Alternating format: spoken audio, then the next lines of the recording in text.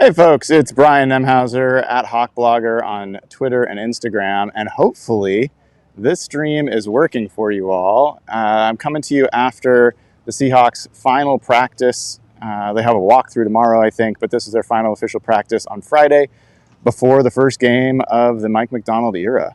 So we are going to see what the team has in store for us on Sunday. We just finished the Mike Macdonald press conference.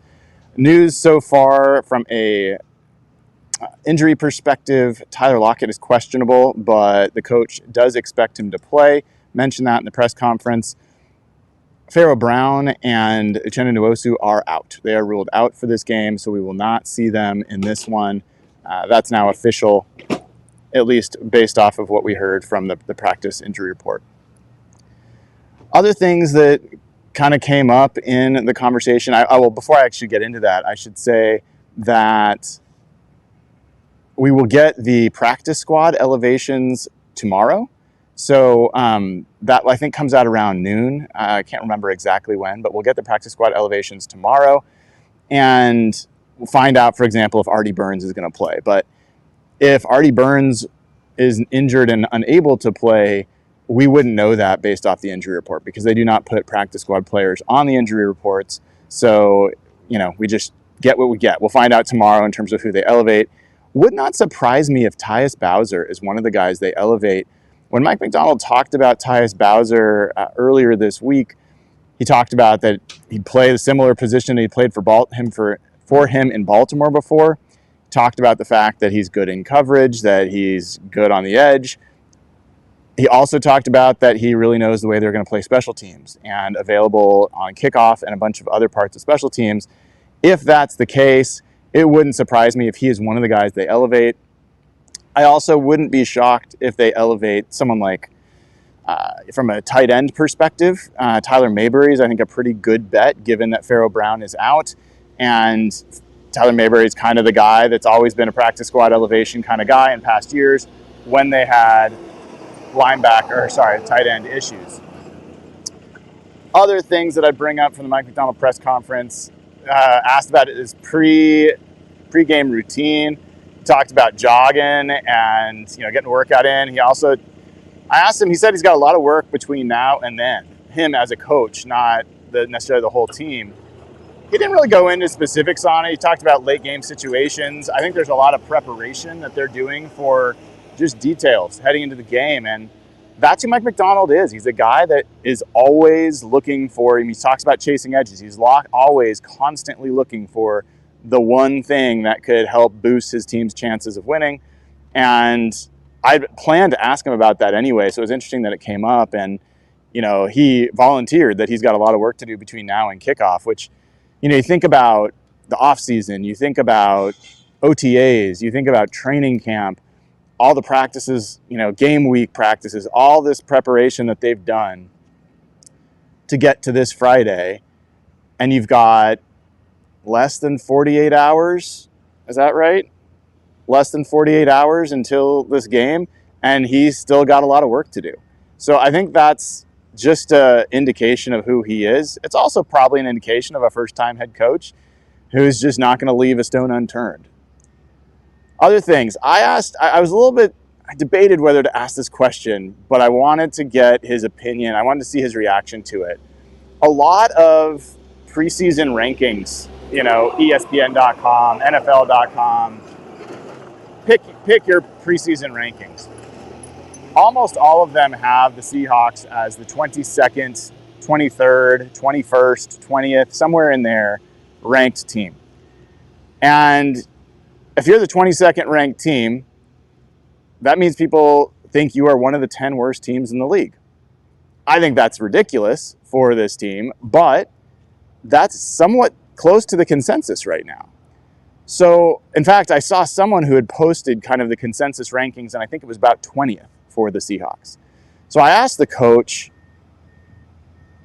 the Seahawks are ranked in the bottom 10 in a lot of these preseason rankings. Are you someone that utilizes bulletin board material? And yes, I remembered what bulletin board material was this time.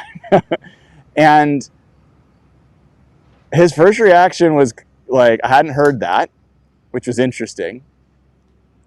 He wasn't thrilled to hear it, and that's part of why I was questioning whether to bring it up, but I wanted to at least get his reaction. And his real response was, well, do you remember what the rankings were last year? And I was like, no, because honestly, I don't. And he's like, well, there you go. I mean, preseason rankings are preseason rankings, and we don't really worry about that. So I didn't really get exactly what I was hoping for from that question, because I wanted to know if he's a guy that's going to utilize outside motivational tools inside the building. I don't think he is, but I didn't get confirmation on that one way or another. So that's something I'll kind of check on throughout the year, because honestly, I'm still trying to learn exactly who Mike Macdonald is. I think I have a much better idea now than I did a few months ago. But I think he's still figuring out what kind of head coach he wants to be.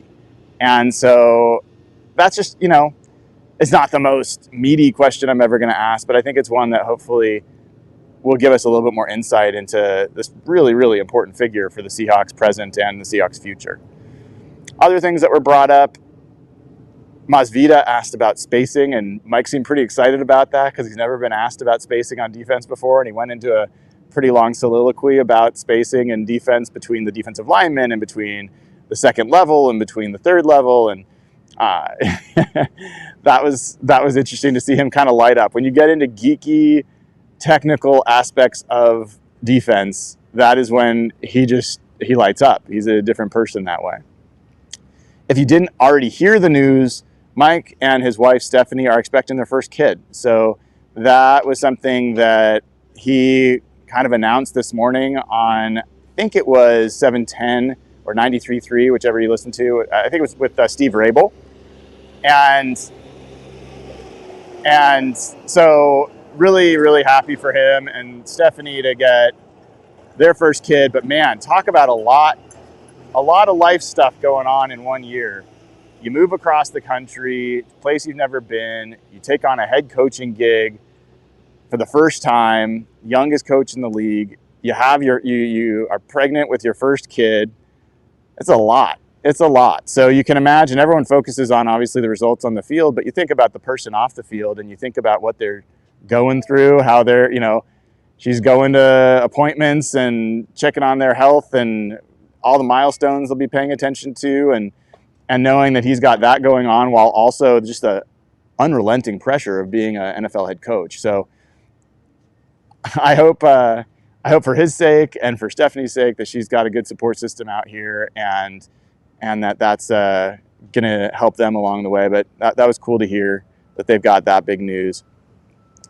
Otherwise, I don't think there was a bunch today. It's a slow day. It's a Friday.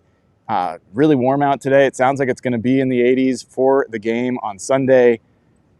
And almost like clockwork, the first game of the season, the home opener, everybody's in shorts and tank tops and, sunglasses. Next game, a few weeks later, everyone's in sweatshirts and beanies and got hand warmers. So we are into the last few weeks of this kind of weather. So I hope you're all getting out there and enjoying it, and should be a fun experience on Sunday. Great environment. And if you haven't already, think about coming over to Jimmy's on First tomorrow morning for breakfast. Jeff Simmons and I will be there doing the show live at Jimmy's on First. It'd be great to meet some of you. Great to have some breakfast, talk some Hawks. And then Sunday, Evan, Jeff, and I will be doing a pregame show in the morning. We'll be like the man on the street. We're literally going to be doing it outside the bar. And then we will have the live game chat for people that are members. It's a members-only chat, so you got to be a member to do that. And then we'll have a post-game show. And then we roll it all back. Monday, Robert Mays will be in of The Athletic. We'll talk to Robert and get into it. So a lot of stuff coming your way. If you haven't already, click subscribe and like. Please do so. And hopefully the stream's working. So I hope that at least works relative to the snafu with the Mike Sando show this morning. All right, everybody. I'm going to leave you there. That is it for today's practice report. I am Brian Nemhauser. You can find me on Twitter and Instagram @HawkBlogger. This has been your latest Friday practice report. Take care, y'all.